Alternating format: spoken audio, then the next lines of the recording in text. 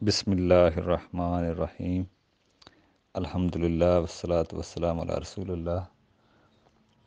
زکوٰۃ کے احکام، مسائل کے بارے میں گفتگو ہوگی۔ آج ہم زکوٰۃ کے بارے میں تھوڑی سی وضاحت دیکھیں گے کہ زکوٰۃ اسلام کا ایک رکن ہے، جو 5 رکن ہیں ان میں ارکان ہیں، ان میں سے ایک رکن زکوٰۃ بھی ہے، اور اس کے کیا معنی ہے اس کے بارے میں ہم دیکھیں گے تھوڑا سا وضاحت کے ساتھ۔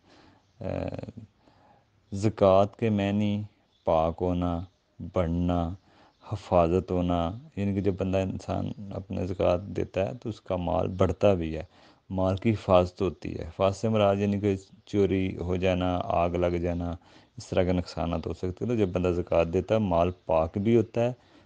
پاک اس طرح کا، اب 2.5% ظاہری بات ہے کہ لاکھ کا 2.5% آپ نے 2500 نکالنا ہے، آپ نے نہیں نکالا تو وہ تو حرام شامل ہو گیا نا۔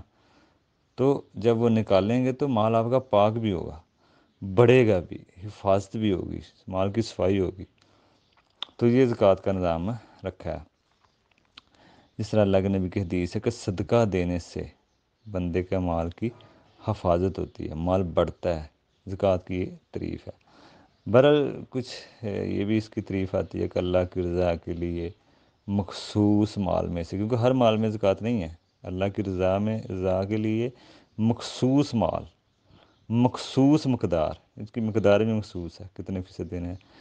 مخصوص مال مخصوص مقدار میں سے نکال کر مخصوص لوگوں کو، ہر کسی کو نہیں دے سکتے، مخصوص لوگوں کو دینے کا نام زکوٰۃ ہے۔ ہر مال میں زکوٰۃ نہیں ہے، کچھ مخصوص قسم کے مال ہیں جن کے اوپر زکوٰۃ ہے۔ 4-5 قسم کے مال ہیں جن کے اوپر زکوٰۃ ہے۔ 5 قسم کے ہیں: سونا ہے، چاندی ہے، مویشی، غلہ، ارکاز یعنی کہ مدفون مال، ان سب میں یہ شرط ہے۔ تو ان سب چیزوں میں یہ مطلب زکوٰۃ ہے۔ سونا، چاندی، مویشی، غلے، پھل، کھیتی وغیرہ ساری اس میں آئیں گے، اور مدفون مال۔ تو یہ سب چیزیں ہیں، ان سب مال میں سے اللہ تعالیٰ نے زکوٰۃ رکھی ہے۔ سونے چاندی بھی ہے، سونا چاندی کے اوپر نقدی بھی قیاس کیا جائے گا۔ جیسے سونا چاندی ہے تو نقدی بھی یہی اسی حکم میں آئے گا، سونا چاندی کے نقدی کے اوپر بھی ہوگی۔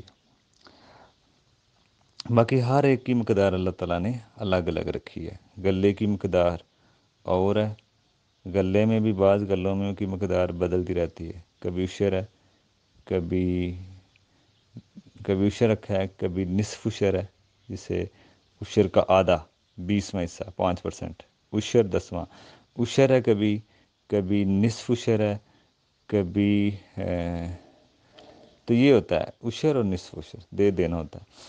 غلے میں بھی زکوٰۃ ہے، مخصوص مال میں مخصوص لوگوں کو دینی ہوتی ہے، اس لیے زکوٰۃ ہر کسی کو نہیں دی جا سکتی، مالدار کو نہیں دی جا سکتی، ٹھیک ہے نا۔ مالداروں کا اس میں حق نہیں ہے، یہ سارا کام بہرحال اللہ کی رضا کے لیے ہونا چاہیے۔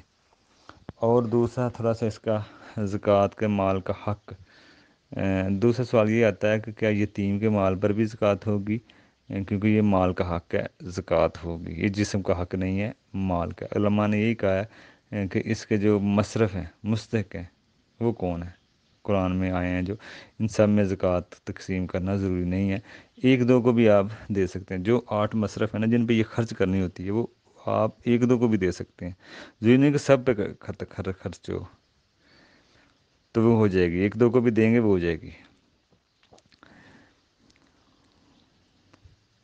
باقی فقیر جو مسکین ہیں ان کو تھوڑا سا زیادہ ترجیح دیں گے، کیونکہ ترتیب بھی اسی طرح ہی آئی ہے، وہ زیادہ مستحق ہے کہ غریب اور فقیر، کیونکہ اس لیے قرآن میں ان کا ذکر سب سے پہلے آیا ہے۔ بعض علماء کا کہنا ہے کہ یہ بھی ایک رائے ہے کہ بعض علماء کہتے ہیں دوسرا مسئلہ کہ کیا اسی شہر میں زکوٰۃ دی جائے گی یا اور بھی آپ دے سکتے ہیں۔ بہتر مسئلہ یہی ہے کہ اسی شہر کی زکوٰۃ اسی شہر میں ادا کر دی جائے، ٹھیک ہے نا، یہی بہتر ہے۔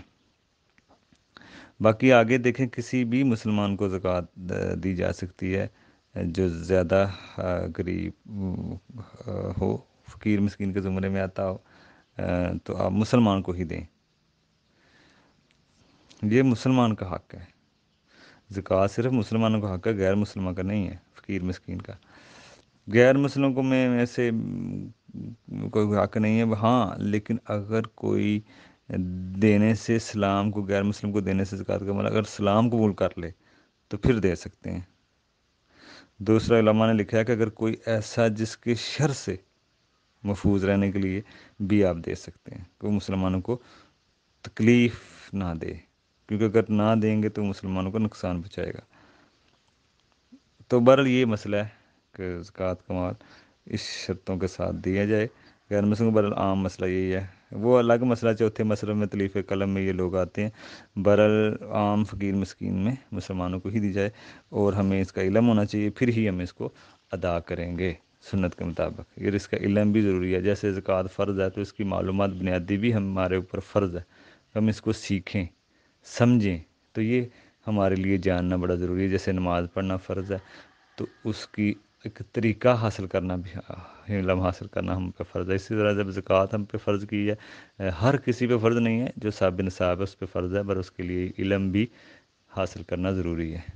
اس لیے سبھی بھائی یہ سنیں، اور کوئی سوال ہو نمبر نیچے ہوگا، اس پہ کال کر رہے ہیں واٹس ایپ پہ، اور آگے بھی انشاءاللہ اس پہ وضاحت ہم دیکھیں گے۔ السلام علیکم۔